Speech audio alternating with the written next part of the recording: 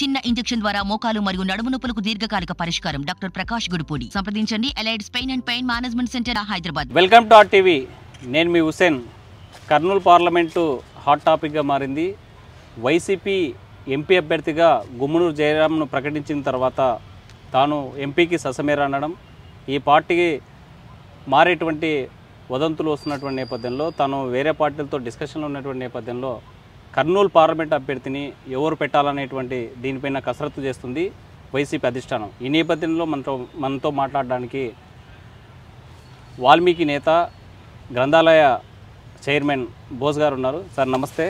నమస్కారం sir. Sir, ఇటీవల కాలంలో వైసీపీ పార్టీలో రాజకీయ పరిణామాలు మారబోతున్నాయి. ఇప్పటికే అభ్యర్థి గుమ్మనూరు జయరాంను ప్రకటించడం జరిగింది. ఈ మార్పు చేసేటువంటి క్రమంలో ఎలాంటి పరిణామాలు చోటు చేసుకోబోతున్నాయి? సార్, ఇక్కడ కర్నూలు జిల్లా అనేది వైఎస్ఆర్ కాంగ్రెస్ పార్టీకి కంచుకోట లాంటిది. ఎందుకు చెప్తున్నానంటే 2014 ఎన్నికల్లో కానీ 2019 ఎన్నికల్లో కానీ ఎంపీ స్థానాలతో పాటు ఎమ్మెల్యే స్థానాల్ని మొత్తంగా గెలుచుకున్న పార్టీ వైఎస్ఆర్ కాంగ్రెస్ పార్టీ. ఇక్కడ అభ్యర్థుల కంటే జగన్మోహన్ రెడ్డి గారి బలం ఉంది. ఇక్కడ ఈ జిల్లాలోనే కాకుండా ప్రధానంగా రాష్ట్ర వ్యాప్తంగా చూసుకుంటే జగన్మోహన్ రెడ్డి గారు మరి ఆయన చేపట్టినటువంటి సంక్షేమ పథకాల ద్వారా ప్రతి పేద ప్రజల గుండెల్లో ఆయన గూడు కట్టుకున్న పరిస్థితి. జగన్మోహన్ రెడ్డి గారు ఎవరిని అభ్యర్థిగా ఇక్కడ కర్నూలు పార్లమెంట్లో నిలబెట్టినా అత్యధిక మెజార్టీతో ఖచ్చితంగా గెలవబోతాం. మరి అభ్యర్థి మార్పు అనేది ఇప్పటికే మా సామాజిక వర్గానికి చెందిన గుమ్మనూరు జయరాం గారికి అవకాశం కల్పించడం జరిగింది. ఒకవేళ పార్టీ మార్పు అనేది వారి వ్యక్తిగత విషయం. అది ఒకవేళ పార్టీ మారితే మరి వైఎస్ జగన్మోహన్ రెడ్డి గారు మళ్ళీ ఎవరికి అవకాశం ఇస్తారనేది మరి వారి చేతుల్లో ఉంటుంది. కాబట్టి ప్రధానంగా చెప్పండి, మీరు ఎంపీ ఆస్పిరెంట్ క్యాండిడేట్గా ఉన్నారు. మీ కుటుంబ రాజకీయ నేపథ్యం ఏంటి? సార్, నేను ఒక వ్యవసాయానికి చెందిన మధ్యతరగతి కుటుంబాల నుంచి నేను రావడం జరిగింది. మా నాన్న ఒక సాధారణ రైతుగా ఉంటూ నన్ను ఒక MA LLM ఉన్నత చదువుల్ని నన్ను చదివించడం జరిగింది. మరి నా పేరు కూడా సుభాష్ చంద్రబోస్ అని పెట్టడం జరిగింది మా నాన్నగారు. అంటే మా నాన్న వచ్చేసి చదువులేని వ్యక్తి, అంటే ఒక నిరక్షరాస్యుడు, ఒక విప్లవాత్మకమైన భావాలు కలిగిన వ్యక్తిగా నా పేరును కూడా సుభాష్ చంద్రబోస్ అని చెప్పి వారు పెట్టడం జరిగింది. మరి ఆ పేరు ప్రభావమో ఏమో కానీ నాకు చిన్నప్పటి నుంచి కూడా ఈ ప్రజా సమస్యలన్నా లేకుంటే పేద ప్రజల జీవన విధానాల్ని మార్చాలన్న ఒక అభిప్రాయం కానీ నాలో ఎక్కువగా నా భావాలు విప్లవాత్మకమైన భావాల్లో నేను కూడా ఎంతో కొంత నాలో ఉన్నాయి. ఆ కోవలోనే నేను విద్యార్థి దశ నుంచి కూడా ప్రజా సమస్యలపైన, విద్యార్థి సమస్యలపైన నేను పోరాడుతున్నా. నేను ఇంటర్మీడియట్ డిగ్రీ కూడా ఇక్కడే పూర్తి చేశాను. కర్నూలులో డిగ్రీ స్థాయి దాకా నేను కర్నూలులో చదువుకున్నా. ఇంటర్మీడియట్ స్థాయి నుంచి విద్యార్థి ఉద్యమాల్లో నేను చురుగ్గా ఉన్నాను. ఎన్నో విద్యార్థి సమస్యలపైన నేను పోరాడినా. ఏ విద్యార్థి సంఘంలో పనిచేశారు? ఆ విద్యార్థి సంఘంలో ఆకర్షితులు కావడానికి మీకు ఎవరు ఇన్స్పిరేషన్? నేను AISF విద్యార్థి నాయకుడిగా నేను ఈ జిల్లాలో పనిచేయడం జరిగింది. ఇంటర్మీడియట్ స్థాయి నుంచి విద్యార్థి సంఘం నాయకుడిగా నేను పనిచేయడానికి కారణం ఏమంటే మా అన్న మరి AISF నాయకుడిగా ఆయన కూడా ఉండడం, మా కుటుంబం అంతా కూడా ఒక కమ్యూనిస్టు భావాలతో ఉన్న కుటుంబం మాది. మా నాన్నగారు కూడా ఒక కమ్యూనిస్టు భావాలతో ఉన్న వ్యక్తి. అలాంటి ప్రభావం నాకు కూడా వచ్చి దానివల్ల నేను విద్యార్థి సమస్యలపైన నేను కూడా పోరాడాలని చెప్పి నాలో కలగడం, AISF విద్యార్థి నాయకుడిగా ఈ జిల్లాలో దాదాపు 5-6 సంవత్సరాలుగా, అంటే ఇంటర్మీడియట్ డిగ్రీ విద్యార్థి దశలో నేను పోరాడడం జరిగింది. ఆ తర్వాత SK యూనివర్సిటీలో నేను MA LLM పూర్తి చేశాను. SK యూనివర్సిటీలో కూడా AISF విద్యార్థి నాయకుడిగా అక్కడ ఉన్నటువంటి సమస్యలపైన అనేక పోరాటాల్లో నేను పాల్గొనడం జరిగిందని చెప్పి తెలియజేస్తున్నా. మీరు చెప్పండి, వామపక్ష భావజాలం ఉన్నటువంటి మీరు ఆ తర్వాత కాలంలో విద్యార్థి దశలో ఉన్నప్పుడు వామపక్ష ఉద్యమాల్లో పనిచేశారు. ఎందుకోసమని ఈ కుల సంఘాల వైపు పనిచేయాల్సినటువంటి అవసరం ఉంది? ఈ సామాజిక ఉద్యమాల వైపు పోవాల్సినటువంటి అవసరం ఏంటి? ఎందుకు వెళ్ళాల్సి వచ్చింది? సార్, నేను 2001లో న్యాయవాదిగా నా వృత్తిని నేను ప్రారంభించడం జరిగింది.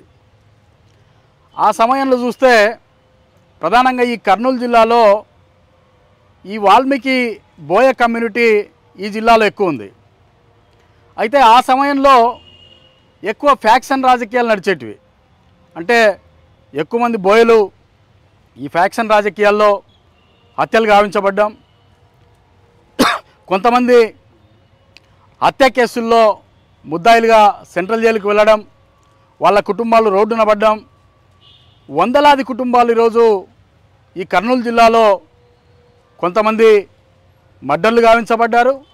కొంతమంది ఈ మర్డర్ కేసుల్లో జైళ్ళకి వెళితే వాళ్ళ కుటుంబాలు, భార్య పిల్లలు రోడ్డున పడి ఇబ్బందులున్న పరిస్థితుల్లో నాకు ఈ కులానికి ఎంతో కొంత సేవ చేయాలా, ఈ కులాన్ని ఎంతో కొంత మార్చుకోవాలనే ఉద్దేశంతోనే 2007లో వాల్మీకి రిజర్వేషన్ పోరాట సమితి అని సంఘాన్ని స్థాపించి, మరి గతంలో ఈ దేశవ్యాప్తంగా చూస్తే వాల్మీకి బోయలు ఎస్టీ రిజర్వేషన్లో ఉన్నాం. మేము ఈ రాష్ట్రంలో ఏదో విధంగా మేము ఎస్టీ రిజర్వేషన్ సాధించాలని చెప్పి వాల్మీకి రిజర్వేషన్ పోరాట సమితి ఆధ్వర్యంలో గత 15 సంవత్సరాలుగా నేను వాల్మీకుల కోసం ఎస్టీ రిజర్వేషన్ సాధన కోసం పోరాటం జరిగింది.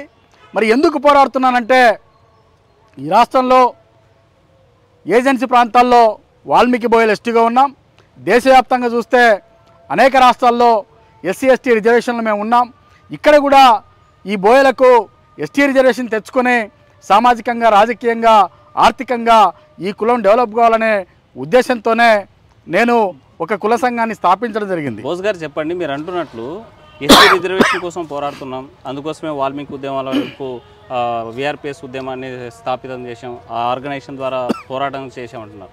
ఇప్పటిదాకా అనేక మంది మీలాంటి వాళ్ళే వాల్మీకుల కోసం పోరాడుతున్నామని చెప్పేసి తమ స్వలాభం కోసం వచ్చి వెళ్ళారు, కేవలం రాజకీయ వేదిక కోసం మార్చుకున్నారు. అందుకోసమే ఈరోజు ఇలాంటి కుల సంఘాల వైపు వెళ్ళారంటే? సార్, నేను ఒకటే చెప్తున్నా, 2007లో వాల్మీకి రిజర్వేషన్ పోరాట సమితి అనే సంఘాన్ని ఇక్కడే కర్నూలులో స్థాపించాను నేను. గతంలో 2007కు ముందు వాల్మీకుల ఉద్యమాలు లేవు. అంటే ధర్నాలు చేయడం కానీ, రాస్తారోకోలు చేయడం కానీ, అంటే పబ్లిక్లో వచ్చి ఉద్యమాలు చేసిన చరిత్ర 2007కు ముందు వాల్మీకుల్లో లేదు. ఎప్పుడైతే మేము వాల్మీకి రిజర్వేషన్ పోరాట సమితిని స్థాపించడం జరిగిందో అప్పటి నుంచే ఈ వాల్మీకి బోయ కమ్యూనిటీని ఉద్యమ రూపంలోకి తీసుకురాగలిగినాం. ఎన్నో ఉద్యమాలు చేశాను నేను. 2015లో కుప్పం నుంచి హైదరాబాద్ దాకా నేను పాదయాత్ర చేయడం జరిగింది.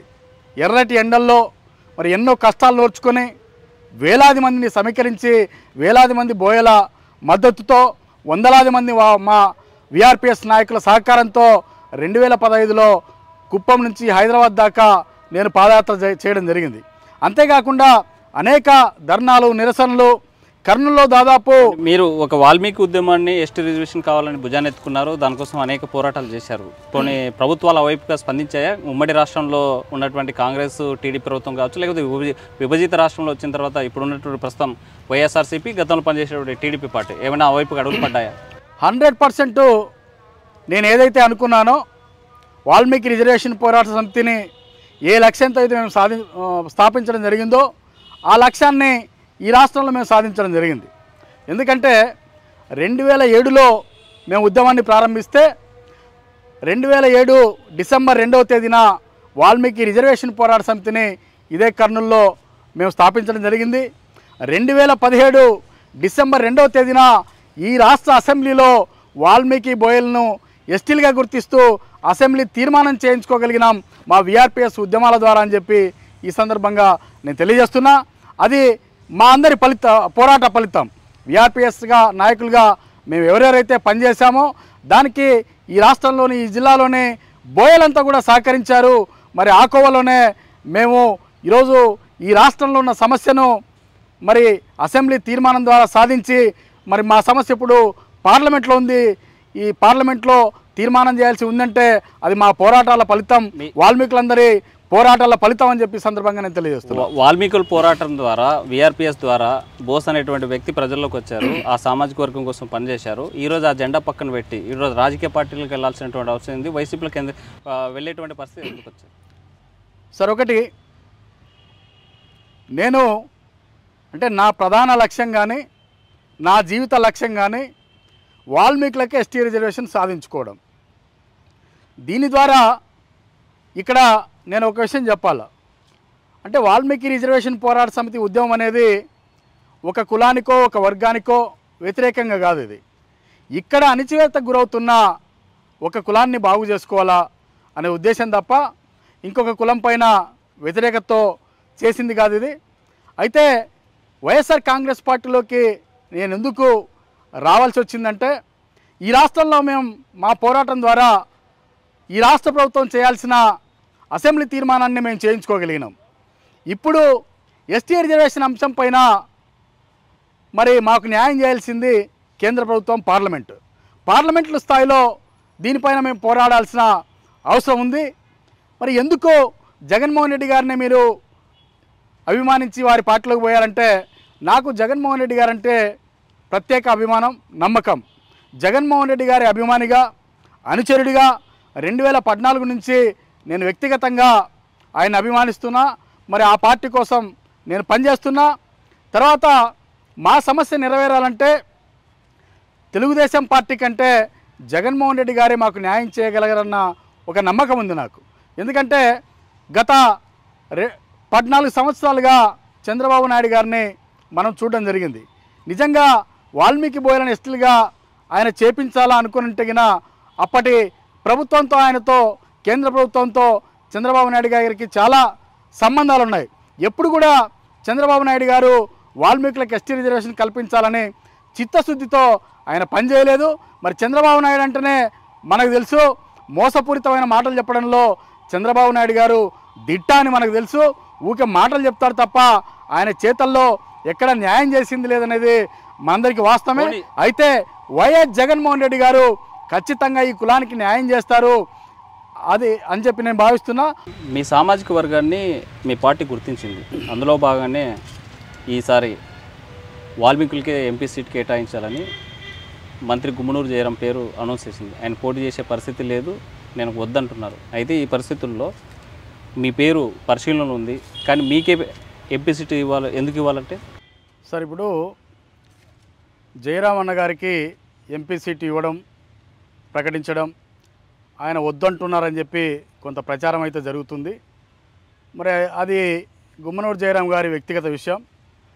మరి నాకే ఎందుకు ఇవ్వాలి అనే ఆలోచన వస్తే కర్నూలు ఎంపీగా పోటీ చేయడానికి 100% నాకు అర్హత ఉందని చెప్పి నేను భావిస్తున్నా. ఎందుకంటే విద్యార్థి దశ నుంచి విద్యార్థి సమస్యలపైన ఇదే జిల్లాలో నేను పోరాడిన చరిత్ర ఉంది. ఒక వాల్మీకి ఉద్యమ నేతగా ఎస్టీ రిజర్వేషన్ సాధన కోసం ఈ జిల్లా హెడ్ క్వార్టర్లో కర్నూలు గడ్డపై ఉండి ఈ కర్నూలు జిల్లాతో పాటు రాష్ట్ర వ్యాప్తంగా వాల్మీకులు సమీకరించి ఎస్టీ రిజర్వేషన్ విషయంలో అసెంబ్లీ తీర్మానం సాధించి ఢిల్లీ స్థాయిలో పోరాటాలు చేస్తున్న చరిత్ర నాకుంది. మరి అంతేకాకుండా ఈరోజు సామాజిక సమస్యలపైన పోరాడుతున్న ఎస్సీ ఎస్టీ బీసీ మైనార్టీని కలుపుకొని సామాజిక సమస్యలపైన పోరాడుతున్న చరిత్ర కూడా నాకుంది. అంతేకాకుండా 2014 నుంచి వైఎస్ జగన్మోహన్ రెడ్డి గారి అభిమానిగా, ఆయన అనుచరుడిగా, ఆయన ఫాలోయర్గా నేను ఆయన పైన అభిమానంతో 2014 నుంచి వైఎస్ జగన్మోహన్ రెడ్డి గారి నాయకత్వంలో నేను పనిచేస్తున్నా. మరి ఖచ్చితంగా నాకు అవగాహన ఉంది ఈ జిల్లా సమస్యలపైన. పార్లమెంట్లో అన్ని వర్గాలకు, ఈ జిల్లాలోని బోయలకు, ఎస్సీ ఎస్టీ బీసీ మైనార్టీ వర్గాలకు న్యాయం చేసేలా పోరాడగలిగే శక్తి, సత్తా నాకుందని చెప్పి నేను భావిస్తున్నా. అందుకే నాకు ఖచ్చితంగా టికెట్ వస్తుందని చెప్పి నేను భావిస్తున్నా. బోస్ గారు, కర్నూలు పార్లమెంట్ నుంచి మీరు పోటీ చేస్తూ ఉన్నారు, కానీ ఈ ప్రాంతంలో ఉన్నటువంటి సమస్యలు కానీ ఈ ప్రాంతం మీద మీకు ఏమైనా అవగాహన ఉందా? సార్, నేను విద్యార్థి దశ నుంచి ఈ ప్రాంతంలో పెరిగినవాడిని నేను. తర్వాత వాల్మీకి ఉద్యమ నేతగా ఈ జిల్లాలోని ప్రతి గ్రామం నేను తిరగడం జరిగింది. ప్రతి గ్రామంలోని ప్రజల సమస్యలు నాకు తెలుసు. ప్రతి గ్రామంలో ఎలాంటి ఇబ్బందులు ప్రజలు పడుతున్నారనే విషయం నాకు సంపూర్ణంగా తెలుసు. మరి ఎంతోమంది ఈరోజు కర్నూలు జిల్లా అంటేనే ఒక కరువు జిల్లాగా ఈరోజు ఈ రాష్ట్రంలో పేరున్న పరిస్థితి. ఈ కర్నూలు ప్రాంతంలోని ఈ జిల్లాలోని ప్రజలంతా కూడా వలసలు పోతున్న పరిస్థితి. మరి గత ప్రభుత్వాలు మరి చంద్రబాబు నాయుడు గారు 45 సంవత్సరాలు నేను ఈ రాజకీయాల్లో ఉన్నా అని చెప్పి 14 సంవత్సరాలు ముఖ్యమంత్రిగా నేను పనిచేస్తున్నా అని చెప్పి చెప్పుకోవడం తప్ప ఈ కర్నూలు జిల్లా అభివృద్ధికి కానీ కర్నూలు జిల్లాలోని గ్రామాల రైతుల అభివృద్ధికి కానీ ఆయన ఎటువంటి పనిచేసింది లేదు. మరి ఈరోజు ఈ జిల్లా పైన నాకు సంపూర్ణమైన అవగాహన ఉంది. ఒక MA LLM పూర్తి చేసి చదువుకున్న నాకు అవగాహన ఉంది. ఖచ్చితంగా ఈ కర్నూలు పార్లమెంట్లో ప్రతి గ్రామాన్ని ఇప్పటికే నేను తిరగడం జరిగింది. ఈ జిల్లాలో ఎన్నో పరిశ్రమలు తీసుకురావాల్సిన అవసరం ఉంది, ఎన్నో ప్రాజెక్టులు తీసుకురావాల్సిన అవసరం ఉంది. మరి వాటన్నిటిపైన జగన్మోహన్ రెడ్డి గారు ఇప్పటికే దృష్టి పెట్టడం జరిగింది. నిజంగా బోస్ గారు, ఈ ప్రాంత ప్రజల గుండెల మీద నుంచి తుంగభద్ర ప్రవహిస్తుంది. మరి ఇప్పటిదాకా పక్కన ఉన్నటువంటి గ్రామానికి తాగునీరు సమస్య లేదు. ఇది ఎప్పుడైనా గుర్తించారా? సార్, ఇది గత పాలకుల నిర్లక్ష్యం, ప్రధానంగా చంద్రబాబు నాయుడు గారి పాలనా వైఫల్యం. ఎంతో అభివృద్ధి చేసుకునే అవకాశాలు ఉన్నాయి కర్నూలు జిల్లాను. మరి ఇలాంటి జిల్లాను పాలకుల నిర్లక్ష్యం వల్ల ఈరోజు నిర్లక్ష్యానికి గురై అభివృద్ధిలో పూర్తిగా వెనుకబడిన పరిస్థితి ఈ జిల్లాలో ఉంది. వైఎస్ జగన్మోహన్ రెడ్డి గారు వచ్చిన తర్వాత ప్రాజెక్టుల పనులు మొదలయ్యాయి. అంతేకాకుండా ఈ జిల్లాలోని పేదలందరూ ఈరోజు మరి 3 పూట్ల భోంచేస్తున్నారంటే మన వైఎస్ జగన్మోహన్ రెడ్డి గారు చేపట్టినటువంటి సంక్షేమ పథకాల ద్వారా ఈరోజు ప్రజలంతా కూడా 3 పూట్ల భోంచేస్తూ ఎంతో కొంత ఆర్థిక అభివృద్ధిలో ముందున్నారు. మరి మా నాయకుడు ఖచ్చితంగా ఈ జిల్లానే కాదు ఈ రాష్ట్రాన్నే అన్ని విధాలుగా అభివృద్ధి చేయాలనే ఒక సంకల్పంతో వారు ఉన్నారు. ఖచ్చితంగా వైఎస్ జగన్మోహన్ రెడ్డి గారు మళ్ళీ అధికారంలోకి రాబోతున్నారు. కర్నూలు పార్లమెంట్ ప్రజలకు కానీ మీ రాష్ట్ర అధిష్టానం కానీ మీరేం అప్పీల్ చేశారు? సార్, ఒకటే, మా నాయకుడు వైఎస్ జగన్మోహన్ రెడ్డి గారి పైన పూర్తి నమ్మకం ఉంది నాకు.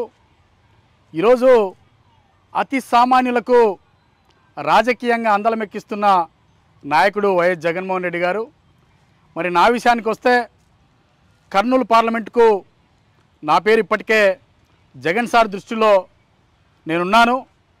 ఖచ్చితంగా నేను నా కులానికి కానీ ఈ జిల్లాలోని పేద ప్రజలకు కానీ పార్టీ కోసం పనిచేస్తున్న విధానానికి కానీ నా కష్టానికి ప్రతిఫలంగా వైఎస్ జగన్మోహన్ రెడ్డి గారు ఖచ్చితంగా నాకు ఎంపీగా పోటీ చేసే అవకాశాన్ని కల్పిస్తారని చెప్పి నేను నమ్ముతున్నా.